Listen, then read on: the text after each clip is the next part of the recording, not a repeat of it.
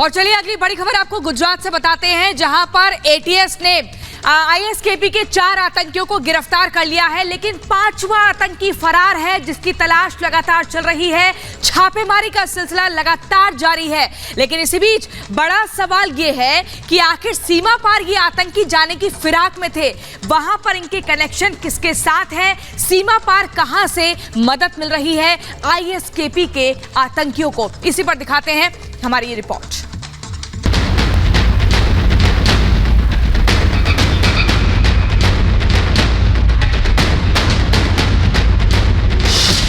ATS का operation, आतंक के खिलाफ एक्शन। आईएस मॉड्यूल पर प्रहार, 4 आतंकी गिरफ्तार।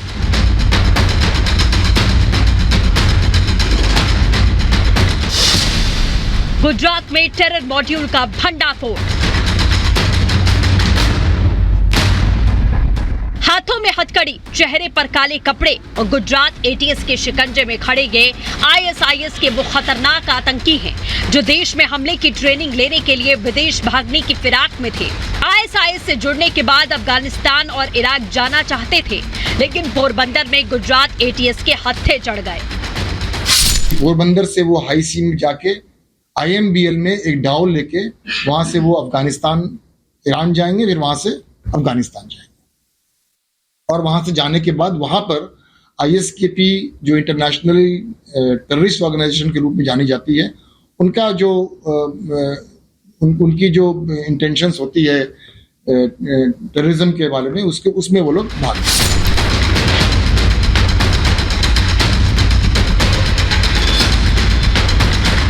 इन आतंकियों के बारे में गुजरात एटीएस को कुछ दिनों से इनपुट मिल रहा था। गुजरात एटीएस को जानकारी मिली थी कि आईएसकेपी के आतंकवादी गुजरात से होकर दरियाई सीमा पार कर अफगानिस्तान जाने की फिराक में हैं। आतंकियों का प्लान किसी फिशिंग बोट के जरिए निकलना था। ये लोग बोट में मजदूरों की तरह जाने वाले थे।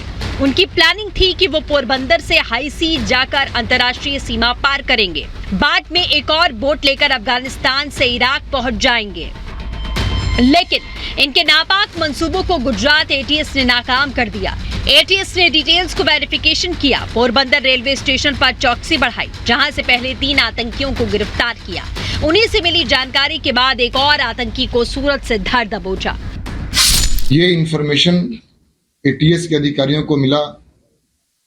इंफॉर्मेशन का पूरा ठीक से योग्य ढंग से इसकी मूल्यांकन की गई। जो इंफॉर्मेशन मिला था वैसे 3 लोगों को डिटेन किया, और सूरत जो डिटेन हुई सुमेरा बानू, उनके प्राथमिक पूछपरछ की गई। गिरफ्तार आतंकी की पहचान उबैद नासिर वीर, हनान हयात शौद, मोहम्मद हाजिम शाह, ये तीनों कश्मीर से हैं। वहीं महिला की पहचान सुमेरा बानो के रूप में की गई, जो सूरत की रहने वाली है। इस आतंकी नेटवर्क का एक सदस्य जुबैर अहमद मुंशी अभी फरार चल रहा है, जिसकी तलाश में एटीएस जगह जगह छापेमारी कर रही है। 3 लोग जो पोरबंदर में डिटेन हुए, उबैद, हनान और मोहम्मद, और सूरत जो डिटेन हुई सुमेरा बानू, उनके प्राथमिक पूछपरछ की गई।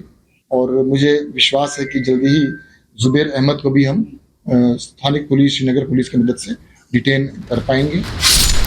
इन 4 आतंकियों को दबोचने के बाद गुजरात एटीएस आईएसकेपी के इन मोहरों से पूछताछ कर रही है, और इस बीच एक बड़ा खुलासा हुआ। सूत्रों के हवाले से खबर है कि एटीएस के हत्थे चढ़े आतंकी सुमेरा बानो बेहद खतरनाक है। वो काफी समय से आईएसआईएस के मॉड्यूल पर काम कर रही थी। लव जिहाद के लिए 16 से 18 साल के लड़कों को तैयार कर रही थी। हालांकि अब गुजरात सरकार ने आतंकी साजिश की तह तक जाने के आदेश दे दिए। एटीएस की टीम, सूरत क्राइम ब्रांच, गुजरात पुलिस आतंकवादी मंसूबों को तोड़ती आई है, और आने वाले दिनों में भी इसी प्रकार से कामगिरी करेंगे।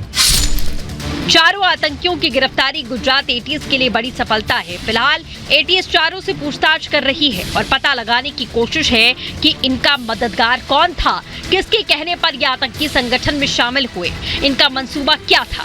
Bureau report, Republic Bharat. और पंजाब में लगातार पुलिस जो है उसको बदमाश चकमा दे रहे हैं। बदमाश लगातार पुलिस के इकबाल को चुनौती दे रहे हैं। कल जिस तरीके से पंजाब की लुधियाना में 10 बदमाशों ने कैश जमा करने वाले सिक्योरिटी कंपनी के पास से 10 करोड़ की लूट कर दी, इसके बाद से पूरे इलाके में सनसनी फैल गई। क्या रहा पूरा घटनाक्रम, दिखाते हैं आपको इस रिपोर्ट में।